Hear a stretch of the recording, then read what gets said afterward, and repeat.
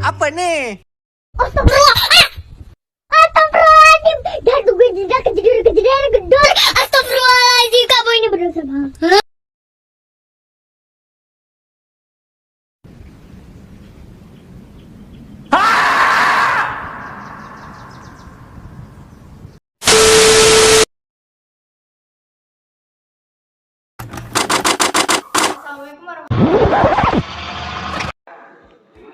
Assalamualaikum warahmatullahi wabarakatuh. Kami di sini akan menampilkan konten digital MK Pedesaan dengan anggota saya sendiri Fitriana Ningrum dengan NIM 250-321.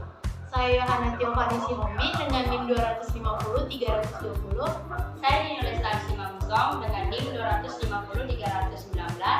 Saya Yarminia Timanlaya dengan NIM 250-3005. Saya Muhammad Adrianto dengan NIM 250-333. Sekian dari perkenalan kami. Selebihnya, let's see video.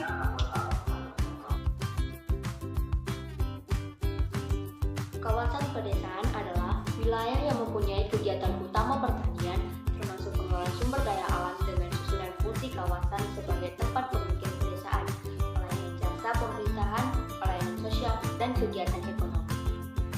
Berikut merupakan ciri-ciri pemukiman desa, yaitu yang pertama, desa dan masyarakat dekat dengan alam karena kegiatan atau pekerjaan mereka tergantung pada iklim. Yang kedua, ikatan kekeluargaan penduduk desa lebih kuat.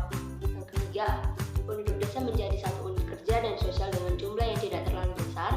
Keempat, tata guna dan pemanfaatan lahannya menitik beratkan pada pertanian karena kebanyakan mata pencaharian penduduk desa adalah petani. Dan yang terakhir, jumlah penduduk di pedesaan relatif sedikit jika dibandingkan perkotaan. Penduduk yang sedikit ini menempati wilayah yang luas sehingga kepadatan penduduknya cukup rendah.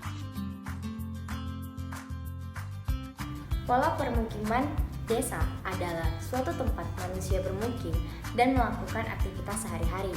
Dan berikut ini merupakan bentuk penyebaran penduduk dapat dilihat berdasarkan kondisi alam maupun aktivitas fisik penduduknya. Selanjutnya, saya akan menjelaskan tentang macam-macam pola permukiman di desa. Yang pertama, ada pola memanjang atau linier. Pola memanjang atau linier merupakan pola permukiman yang berbentuk memanjang mengikuti suatu penampakan seperti sungai, rel kereta api, dan juga jalan raya. Transportasi yang digunakan dalam pola ini ialah jalan raya yang sempit dan juga rel kereta api. Dan jika dilihat dari contoh pola linier ini bisa dicontohkan sebagai kota Banjarmasin yang menjadi salah satu daerah dengan pemukiman yang memanjang di pinggiran sungai sehingga menghasilkannya budaya sungai. Lalu yang kedua adanya pola tersebar atau yang sering juga disebut dengan radial. Pola pemukiman ini tersebar tidak merata di berbagai titik dan biasanya berada di wilayah pegunungan karst dan juga perbukitan.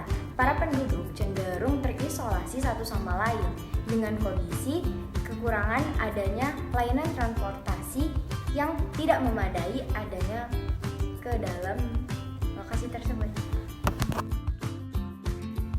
Selanjutnya ada pola melingkar atau sirkular. Pola permukiman ini membentuk lingkaran dengan ruang terbuka di tengah-tengah permukiman. Permukiman dibangun mengikuti garis lingkaran dari pusat daerah terbuka. Pengaturan pembangunan biasanya akan dilakukan sesuai kesepakatan atau hukum adat. Model ini menyerupai pola ruang Pondetaden karena strukturnya melingkar dan dengan titik pusat di tengahnya. Lalu yang keempat itu ada pola terpusat atau clustered, yaitu pola permukiman desa ini cenderung berkelompok di mana sejumlah keluarga tinggal berdekatan satu sama lain dengan area di sekitarnya berupa lahan pertanian. Biasanya pola permukiman memusat ada di daerah daratan rendah subur dengan sumber air yang baik atau lembah. Contohnya Kampung Naga di Neglasari, Tasikmalaya. Faktor yang mempengaruhi pola permukiman desa. Bentuk dan pola desa dipengaruhi oleh kondisi lingkungan geografisnya. Kondisi lingkungan geografis tersebut antara lain letak, desa, iklim, dan tanah air. 1. Kesuburan tanah. Tingkat kesuburan tanah mempengaruhi produktivitas lahan, khususnya untuk pertanian. Desa yang tanahnya subur, pola permukiman penduduknya cenderung mengelompok di sekitar area pertanian. Desa yang tanahnya tidak subur, pola permukiman penduduknya tidak bergantung pada kesuburan tanah, tapi menyebar. 2. Air. Kondisi air yang dimaksud adalah air tanah. Desa dengan air tanah yang dangkal memiliki pola permukiman mengelompok. Desa dengan air tanah yang dalam cenderung membentuk pola permukiman menyebar atau tidak beraturan karena mencari sumber-sumber air. 3. Letak desa. Desa-desa yang terletak di dataran rendah memiliki pola persebaran yang lebih kompak dan teratur. Hal ini disebabkan oleh kemudahan pembangunan yang didukung oleh topografi yang cenderung datar. Berbeda dengan desa-desa yang di daerah pegunungan, desa ini membentuk pola tidak beraturan. Hal ini disebabkan oleh pembangunan permukiman yang menghindari tebing-tebing terjal dan lahan yang tidak rata.